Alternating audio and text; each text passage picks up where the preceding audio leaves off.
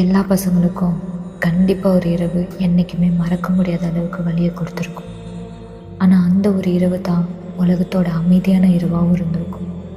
மனசுக்கு பிடிச்ச ஒருத்தவங்க தன்னை விட்டு போயிட்டாங்கன்னு தெரிஞ்சதுக்கப்புறம் என்ன பேசுறதுன்னு தெரியாமல், யார்கிட்டையும் பேச பிடிக்காமல், தன்னை தனிமைப்படுத்திக்கிட்டு இரவு நேரத்தில் பேச வார்த்தை இல்லாமல், உடம்பு ஆளும் இல்லாமல், எதுக்கு அழுகிறோன்னு தெரியாமல், மனசில் என்றைக்குமே இல்லாத அளவுக்கு வலியோட இந்த உலகமே அழிஞ்சு போன மாதிரி அடுத்து என்னன்னு தெரியாமல் அப்போ அமைதியாகிற அந்த பசங்களுக்கு என்றைக்குமே பழையபடி ஆகிறதுக்கான வழியே கிடைக்கிறது இல்லை.